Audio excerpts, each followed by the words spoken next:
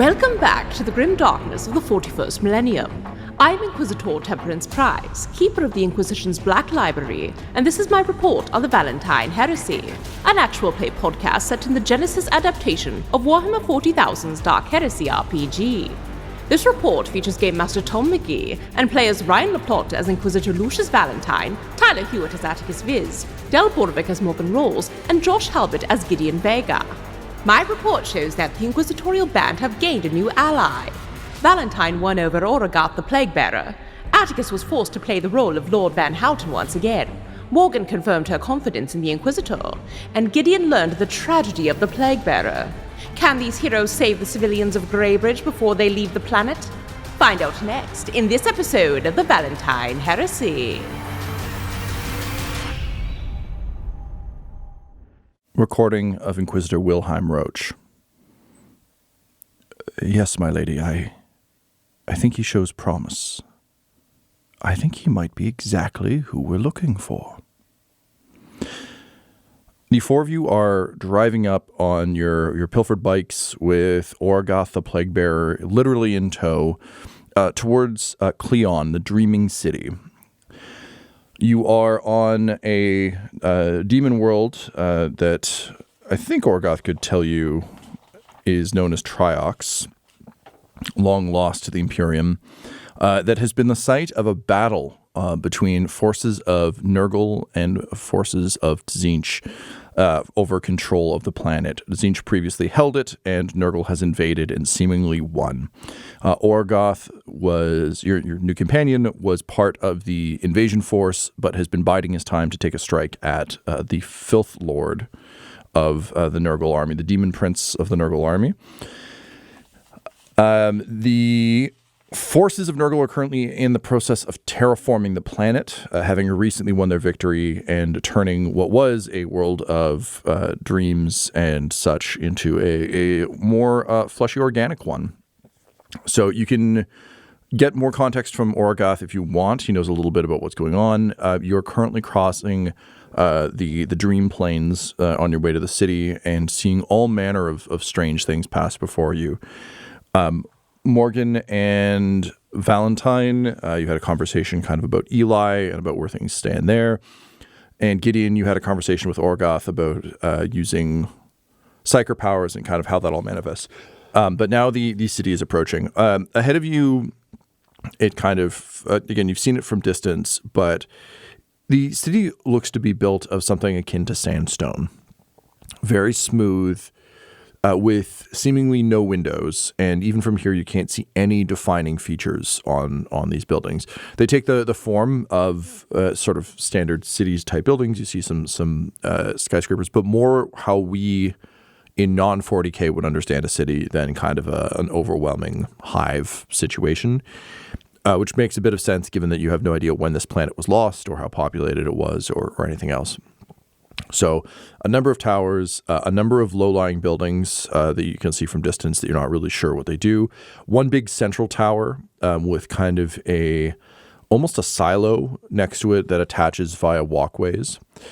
But otherwise, you see there's clearly a landing pad that has a few more of the modern accoutrements you'd expect from sort of the height of 40K technology. So it's clear that there is the possibility of people arriving, which tracks with what Origath has told you about his own arrival. But even from here, you can see there does seem to be a town square. There seems to be sort of a large structure that you can't quite make out from here, but it almost looks like a giant empty cage of some sort, but not with full bars, just almost a giant frame, like a wireframe box made of this sandstone material. And then, just a whole bunch of these sort of low-lying two-story buildings that just look like giant rectangular bricks that just kind of stretch out about 5 deep and 5 wide. And beyond the tower, you can see kind of more city in the distance. So that's what we've got so far, and you continue to see odd apparitions, which look close to what you kind of see out of the corner, we're seeing earlier out of the corner of your eye, Morgan. Right. Valentyne would come back to Origath and just be like, where in the city is the warp gate that we seek? It would be in the central tower It is where the eternal blasphemy, Ermstadt, lived and worked. He may still be there. The forces of the Fifth Lord are slowly taking the city, but I do not imagine they would have quietly killed such a foe. So that is the silo structure with the other structure next to it with seemingly paths in between? The silo is probably the easiest way into the central tower. It is a laboratory of sorts. It is where they would manufacture the ideas to put in the heads of the dreamers. The city is built to generate nightmares and dreams. So they would develop new and strange ways to encourage the mortal populace to dream terrible things. It will be converted to a plague lab. But that also means there's a lot coming and going as we are moving in the various resources needed. All right, then that is our target. Morgan, that direction. Yes, Inquisitor.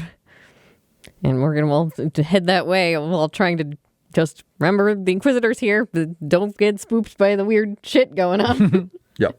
You ride past a smiling vision, almost like a cartoony vision of the Emperor sitting on a golden throne, just happily waving at you. We hate this. So you continue to kind of drive through these things until you reach sort of the outskirts of the city. Now, as you reach the outskirts of the city, you can see patrols starting to move around. So now might be the time to dismount.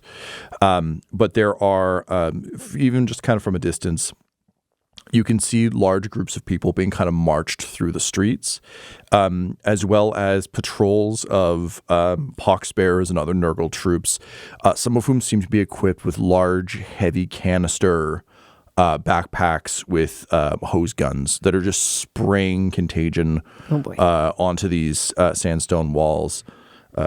He says, they will be attempting to turn what is inorganic organic. Perhaps you've already seen the effects that have occurred.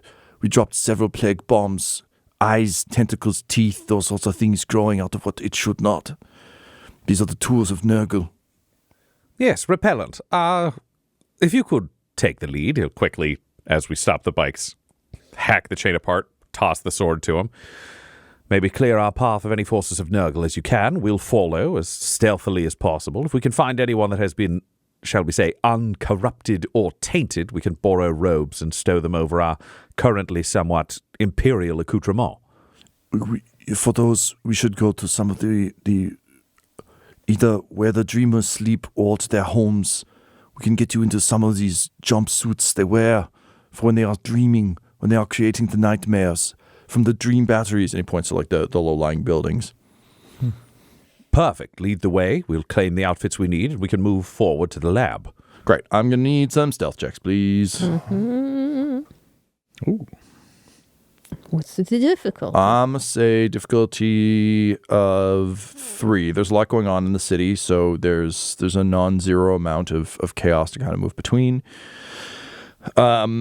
You get a setback for being who you are. All of you stand out like a sore thumb. Because the Royal Guard armor and stuff would also stand out pretty badly here. You get a boost for having Origath guide you, because he can at least kind of help a little bit. I think, Morgan, you can get a boost for Toby. Valentyne, you can get a boost for Eugene. I don't think Jeffrey can provide a boost to you, Gideon. This show. Yeah, he's walking around at eye level. Yeah. Walking around. Could I pitch for Valentyne, or this might roll in, is he's also got his auspex out to see if there are any life signs closing in. Would that apply to this? Sure, yep. Great. Oh, boy. Attikus. Clang, clang, clang. Yeah, it's not a strong suit. This is all Jeffrey's fault. Oh, Attikus. Come on. No, if he's going to blame anyone, we agree, but come on. Come on. You don't have to say it. Stop blaming Grimly Moody. His face looks so Son of a grumpy. bitch. He's having the greatest day. All right. All right, let's see what happens. Yeah. Good to go. 3 successes, 3 advantages for Morgan. 4 successes for Valentyne. Ooh. 4 successes, 4 advantage, 1 fail. Ooh. Attikus at 2 green, 3 purple, and 2 black pulls 1 success, 2 threat. Attikus. Unreal stealthy boy Unreal Attikus. boy. I mean, he can't. He's so chatty normally, but now with the voice box, he can't do it. He's stealthy. All right. So you start to make your way into the city, and yeah, Gideon, you're used to sneaking around in kind of a Dawson's Creek way, where it's like to knock on people's windows or sneak into places in Greybridge you're not supposed to be. But this is a whole other matter, and I think seeing large groups of humans being kind of corralled around the city is also deeply by these like demonic, gross green sort of monsters is deeply unsettling. The people you're seeing are just incredibly pale, deep pits under their eyes, very dopey, and also seem to be very confused. And you just kind of hear some calls of like, but where'd the garden go? I don't understand. Why does everything look like this? And I think just kind of your confusion at this is enough to slow your pace. And you hear one of the Nurgle troops just say, "Hey, over there, who's that?" So everyone else passed. So you're all able to kind of duck in behind a very plain, again, like stone bench that seems to be looking in at a fountain that is not a fountain, but just a big stone circle with like, it's the kind of thing where it's like a green screen set is probably the best way to think of all of this, where everything, the rough shape of everything is built, but everything is very, very plain. So you're all able to kind of quickly duck down. But one of the pox bearers comes over and looks at you and says, "Well, you there, mortal, where did you find these clothes?" And he's so like, at my house. Can you roll a deception check, please? The deception. He did say at his house. Yeah. Who am I? Who am I to lie? Most honest thing he said. I don't know if it's helpful, No. but it sure did say it. Yeah, okay. I'll give Where you did a you boost. find it? Sure. Greybridge. Yeah. In Greybridge, At my where house. I am from, and I am its hero. I will kill everyone in this city. Okay, buddy. Okay, buddy. Can't believe I spoke so much to him. And now he is I dead. should have taught him to lie. Sorry, just straight deception. Yeah, so deception, your difficulty is, well, I mean, the good news is they're not tremendously perceptive. Okay, so Our that's boy. cunning. So it's 3 purple. Okay. However, they're adversary ones that'll upgrade one of the purple to a red. Okay. You'll also take 2 strain from the overwhelming stench rolling off this creature. Ouch. It is a vile, an inexplicably vile scent that you can't place. So you get a boost for not lying. Okay. You're saying the thing. I will also give you a boost for the pox bearer having very little understanding of human biology and thus being unable to read like the panic deer in the headlights thing. It doesn't know what that means. It doesn't Sure. understand your face. Yeah, I'll take it. That's what I got. Let's do it. Holy shit. 5 successes and then 1 is that a threat is a little circle with the 3? Yeah, the Klingon thing is a threat. Yes, sorry. 5 successes and 1 threat. Nice. Jesus. Interesting. So and again, like this is a twisted demonic looking thing. Its skin is kind of melted. It's bloated where bloating shouldn't be and vaguely spiky, and it just kind of tilts its head, and then it sort of turns back around and sort of roars something in a sickening tongue that makes you feel slightly ill. But one of the little green Nurglings comes like bouncing over and struggling into Gothic so that you'll understand. It says, "This one says it got its clothes from home. You said you searched all the homes." And the Nurgling's like, "Oh, not good enough." And he just stomps this thing into the ground, crushing it and just smearing it. before turning back to you and kind of like narrowing in, the one remaining eye it's got and says, Were you a dreamer? Oh, now he's in the shit. Yes, that is what I was. Your clothes were acceptable for dreaming. Yes, these are standard. looks at all the other people in the jumpsuits. And says, Strange. You must be important. You will come with me. Oh. Tom, just to paint a picture for the rest of the team who are watching this scene. We've got demonic person dealing with our boy here. Yep. How many other demonic people are in this area? What's the spread we're looking at? So the best way I can describe this is you ducked behind a bench in a park. He is beyond, Gideon is beyond this bench, and there is a bunch of humans being marched through from the Dream Battery. So there are like Nurglings and other Poxbearers walking with this group. So it's basically like, you can almost think of it as like a parade is passing, and one of the guards from the parade stepped off because people have like, you can see from these dreamers, they are all deeply disoriented and deeply confused. And kind of like, you can see people just wandering away from the crowd, having to be guided back in. They're not trying to escape. They're just like blinking their eyes against this incredibly strange landscape they're looking at.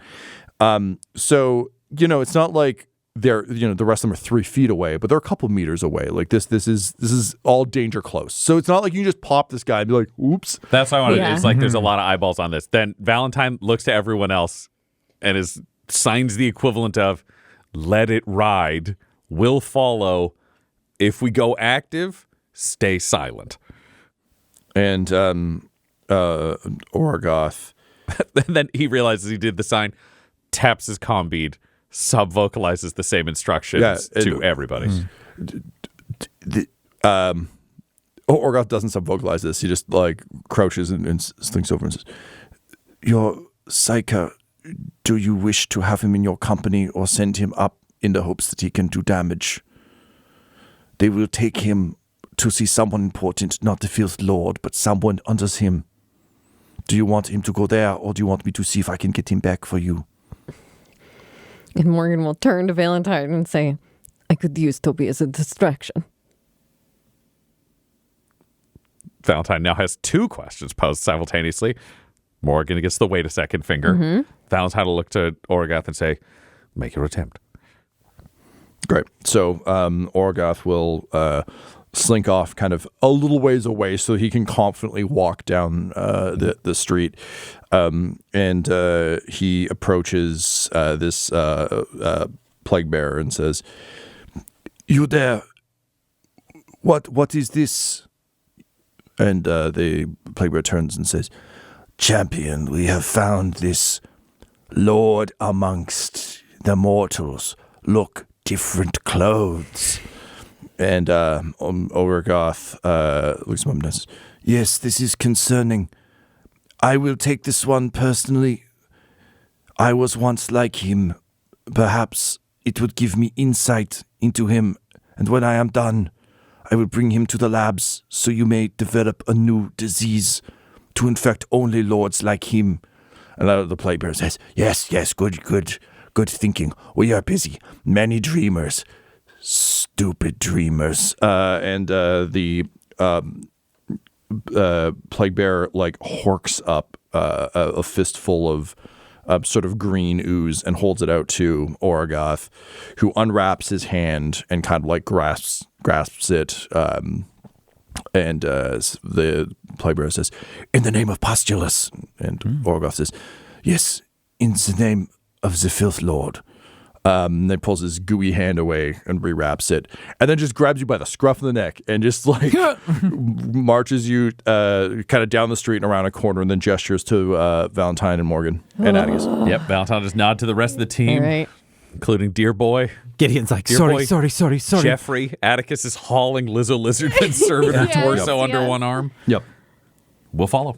Yep. Yeah, Gideon looks sufficiently horror struck. He's just, okay, Okay. What did you say to it to stop it from killing you?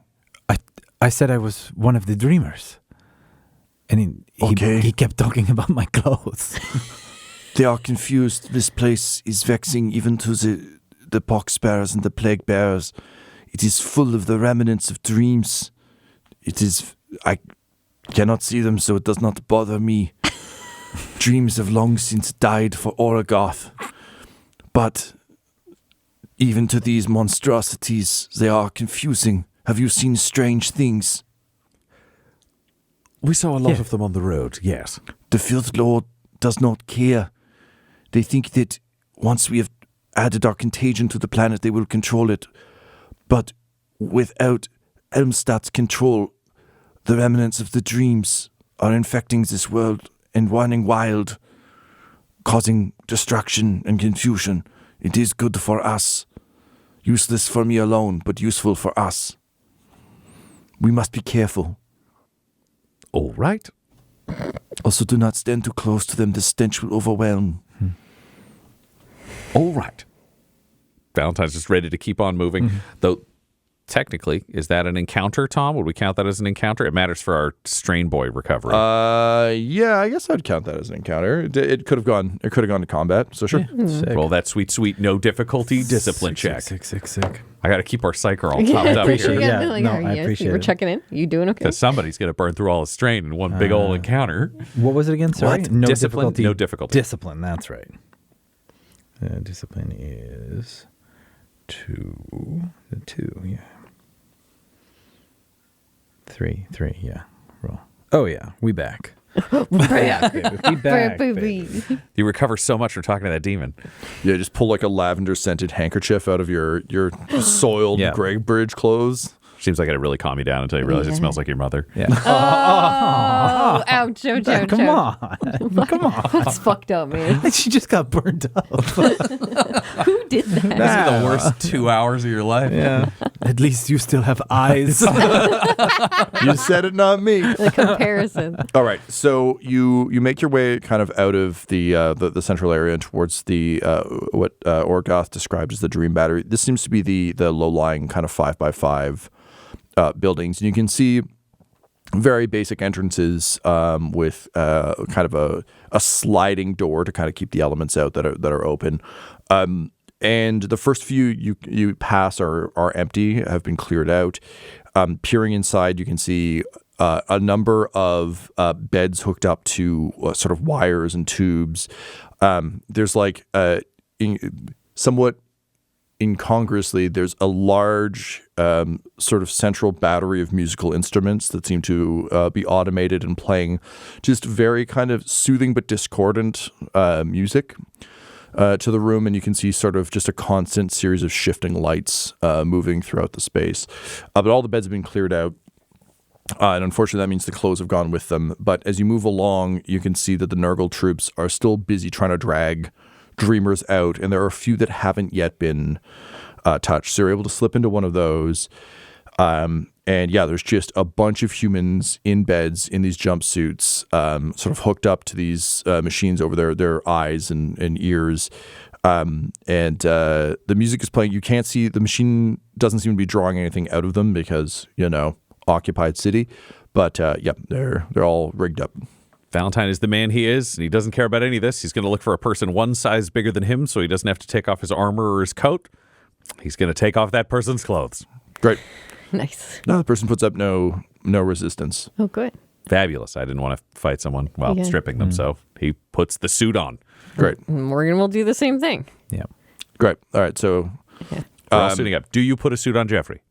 I think that stands to reason. I think though no arms or legs, we'll still put one on Lizzo Lizardman just in case. The demons seem to not be that smart and be very caught up in like the clothes mean the thing. So it might let us pass with an extra servitor not thinking. Yeah, Attikus, you notice that Attikus is taking like an extraordinarily long time to get this all done.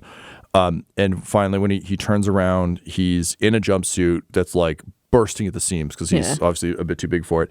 But he's used a bed sheet to make a giant sling around his metal arm, and he just kind of looks at it a bit sheepishly, knowing that it looks like shit to mortals and gestures like. And looks pretty good. Yep. I think Valentyne will just give a nod. And then he'll realize, and he'll go over and use more bed sheets to make like a backpack that we can sling Lizzo Lizardman in. So Sure. Attikus's hands are free forwards, but Lizardman is still being carried with us. Nice.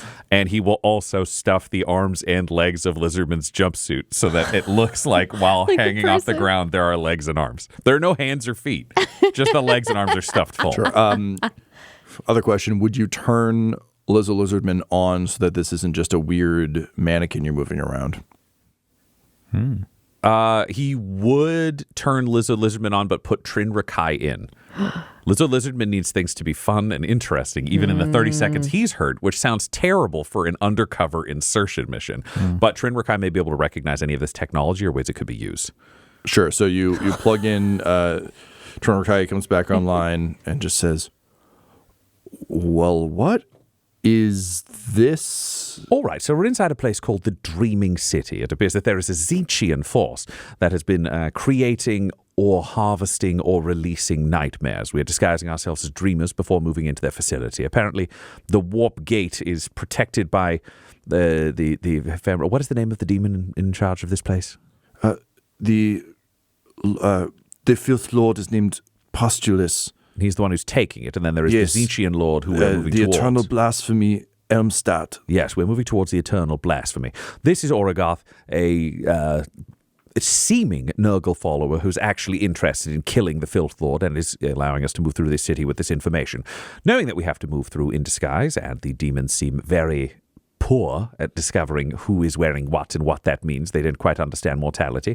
We need to move forwards, and everyone needs to appear to be one of these dreamers. I could not afford to allow Lizzo Lizardman to take part in case things needed to suddenly become fun and interesting. Oh, yes. Sorry, that's my product. Do you want me to disable that? I can just do that. I mean, I'm happy for this to be you. Well, yeah, I would also like this to be me. I'm just saying, if you need, please turn it off. Please turn it off. Yeah, it just Greybridge was. I mean, with apologies to Lord What's-His-Nuts over here, Greybridge was terribly boring without a little bit of spice. So I kind of had to stir some shit up. So no, I'll just turn that off. Great, yes. We prefer little stir shitting during this overall Fair. experience. So they're harvesting dreams. Yes. Are there machine? You said Nurgle has taken the city. Are they still running the machines? What's happening? No, right now apparently the machines are off from what we can see in this room. At this point, you have as much information as I do. I kind of wish you had a cabal, don't you? Wouldn't that be helpful? I mean, I would say yes, but then so many of them die at the hands of the Inquisition. Ha! Oh, Inquisitor. All right, well, let's carry on. Yes, let's. So you loot up your costumes, and here's a question. They're pulling people out of the Dreamer pods. Would you wait in here to be kind of swept up in that, or are you just going to wander out? Valentyne would let Origath lead them because he's had success walking people through this, right? Like, if you have the actual legitimate, it's like, we don't even need somebody to lie for us. We have a guy who they all recognize as champion. Just march us to the room we want to go to. Yeah. Yep. Okay, so Origath, having kind of heard that plan from you, says, So I'm recognized as a champion on the field, but I would not be able to get you access to the labs. They would not let one such as me in. This has been my problem the whole time. I was hoping by killing enough of the Tzeentch forces they might allow me. I can get you close, but then it will be up to you. And the forces inside the lab are those of Nurgle or those of Tzeentch?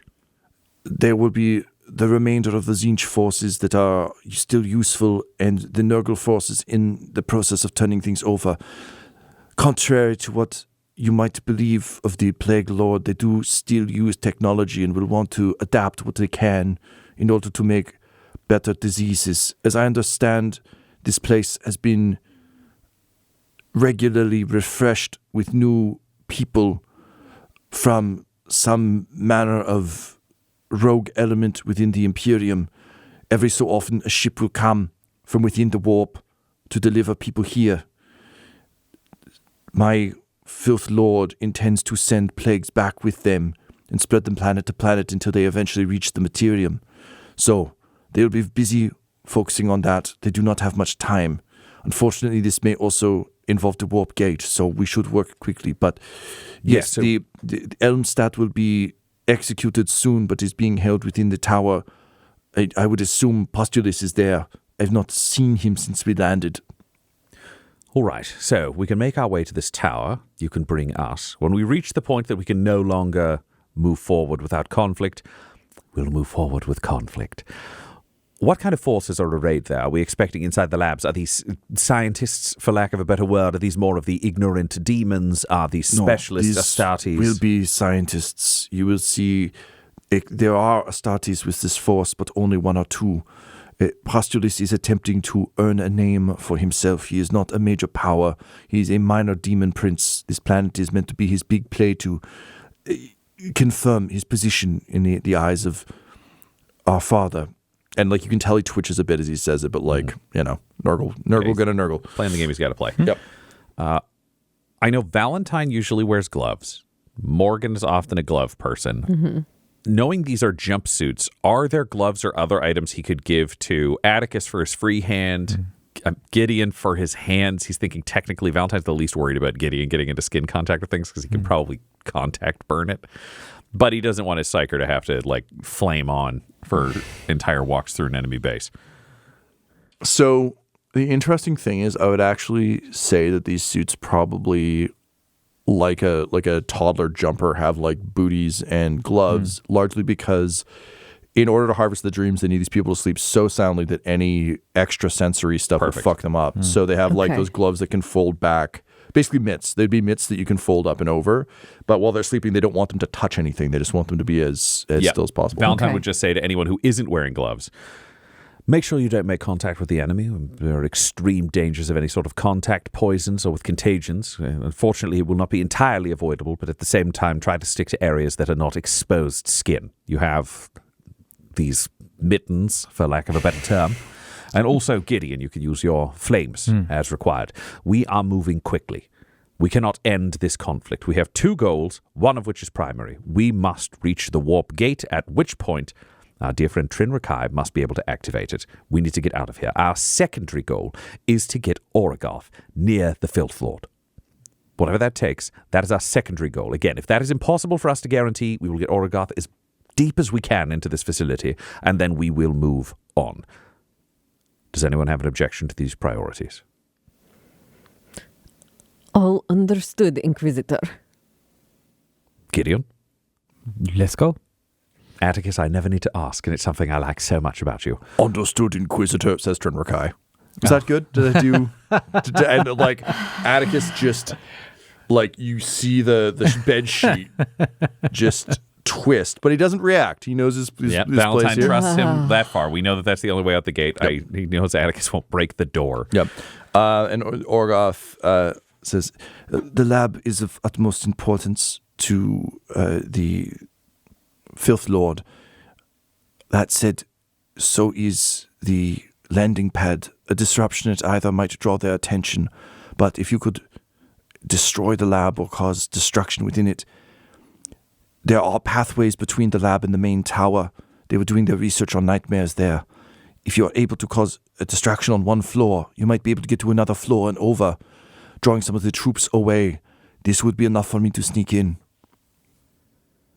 Interesting. So we make our way there, but we essentially have two targets. We could move within the tower and strike our way up, which would allow for you and draw threats away from the pad, or we could somehow, if we attack...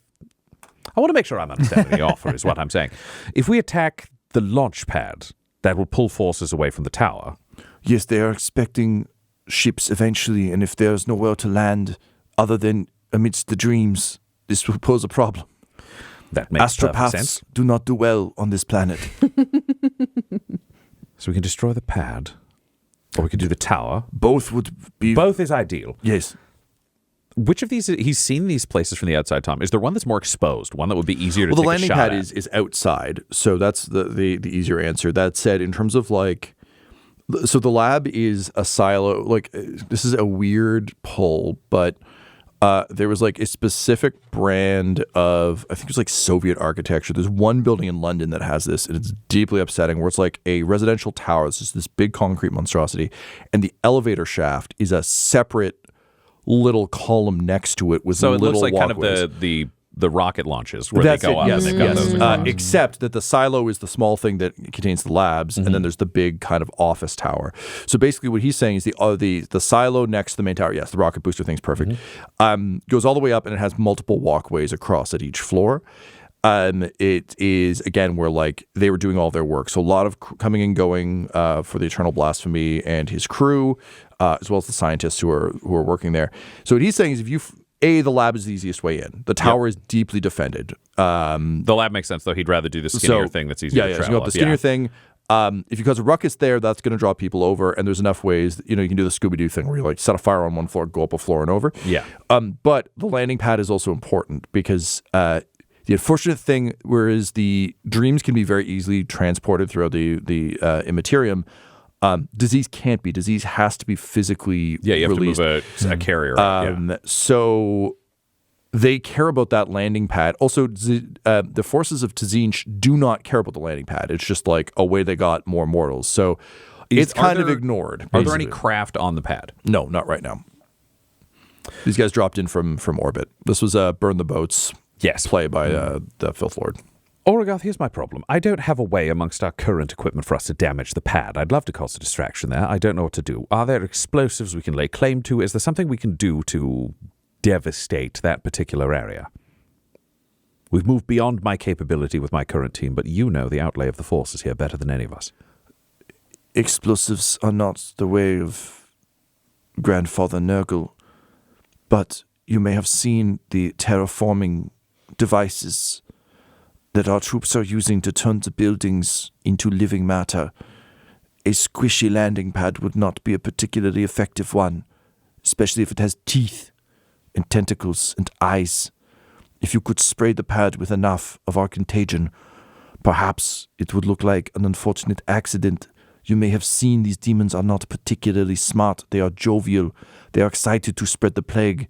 They do not have time for patience. They hate it here almost as much as I do. Do you know where the tankards, for lack of a better term, of this, rather than individuals doing the spraying, where are the large tankards of this sprayed substance? They are in the large manufacturing facility just north of the tower. We can make our way through the batteries there. Whatever this place was before it belonged to Tzinch, they had some form of manufacture. It has been mostly ignored, making just these jumpsuits. But we are already putting work into... We brought a lot of contagion with us, but it needs to be contained and sprayed. We cannot just... The demons cannot just vomit on the walls constantly, as is their normal way. If we want to turn a whole city quickly, we must use our reserves. That is where to find it. You may even find a vehicle with a sprayer upon it.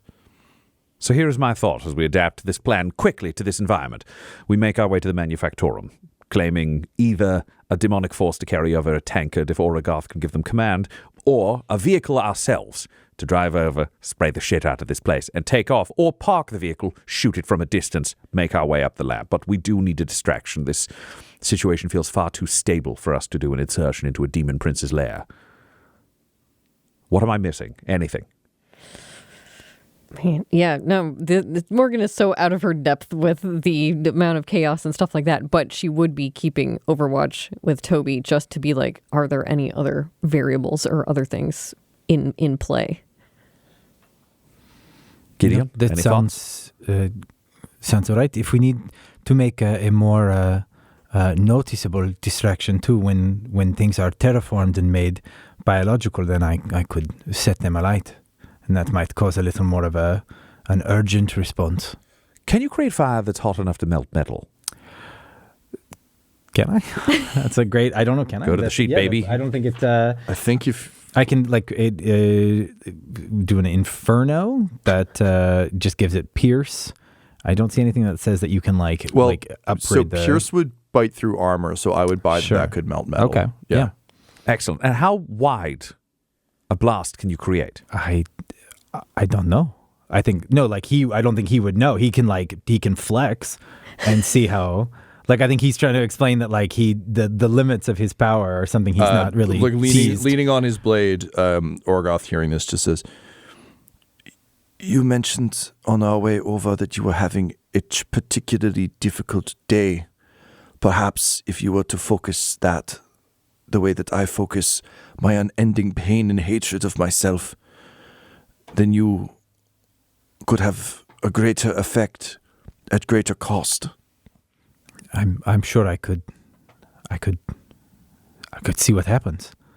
Well, we have a need for speed, and I choose the weapon of the Emperor over a weapon of the enemy. We'll make our way straight to the landing pad. Origath, make whatever excuses we need. Then, Gideon, we fully expect you to be able to not only melt it to the ground, but also create a fire so large that it's seen from the top of that spire. He just points to the lab.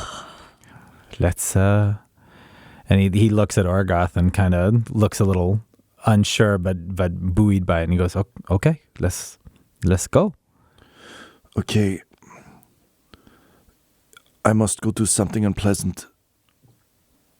Okay. And he leaves and walks into one of the dream batteries, and you just hear like the sounds of a machine whirring up.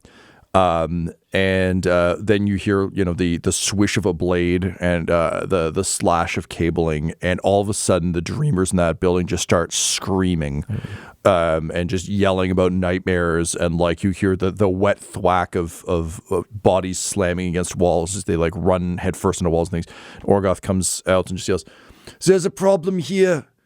We need assistance. The weak dreamers are doing something. It is Tzeentch."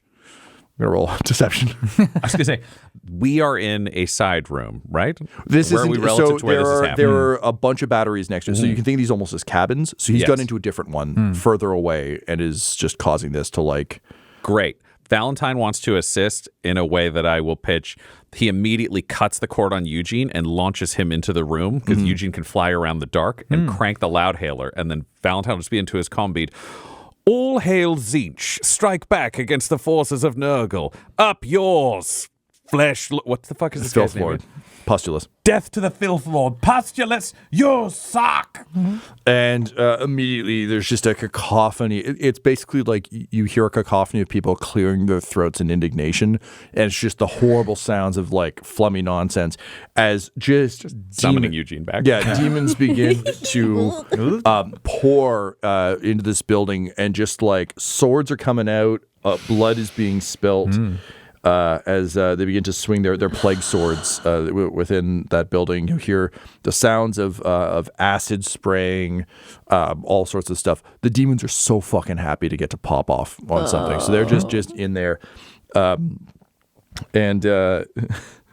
Origath walks back over, sort of like putting the sword back on into its sheath, saying, I did not know you could do that. That is very effective.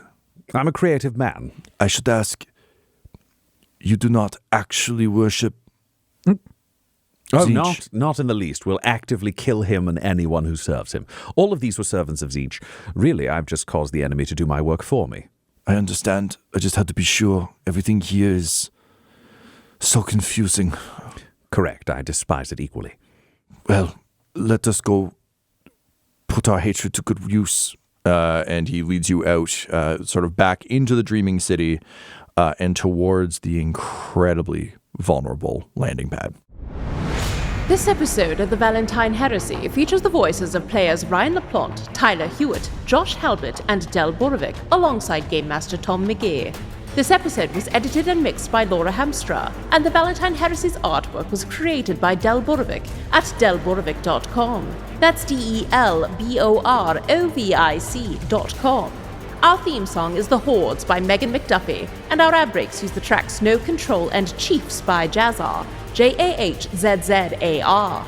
All of their music is available at freemusicarchive.org. For all things Dum-Dums and Dice, including merchandise and how to join our Patreon, you can visit dumdumdice.com or find us on social media at dumdumdice. That's DUMBDICE. Ave Imperator, and death to all the heretics. Dum-Dums and Dice has to give a special thank you to the supreme beings of our Patreon at this time: Christopher Little, George Dolby, Gavin and Abby McDonald, Logan, Fire Unfriendly, Grandma Likes D&D, Alan, Stabby Stranger, Glitch Trick, Flynn1138, Alarain Okapi, Schrodinger's Pepper, Madre de Gatos, Lady Maiden, Mithrian, Garbo Ape, Sam Schaefer, Waffle Marine, Dagger Rain, Rob L., Dia De Los Hoodless, Squishy Werewolf, Remy Funky Head, Accent Therapeutic Services in Florence, Kentucky, Lael, Shulzari, The Long Family, Jordan Oliver, Richard Wright, Brittany Fenwick, Alex Parr, Dragonfly, The Body Barrelers, Megan Werner, A Man Out of Time, Curtis at FingerTechRobotics.com, Panda24NN, Shendra D, Your Homeboy Bones, The Gator Family, Ellis Hatch, Odigenous, Beef Not Cheese, Kai Koa, Squire Solaire, Sandy Sassy Pants, Adam, Amira Lockhart, James Molina, and Jill and Noel LaPlante. If you want your name to be added to this list, you can join our Patreon too at patreon.com/dumdumdice. Thanks to them, and a little bit of thanks to you.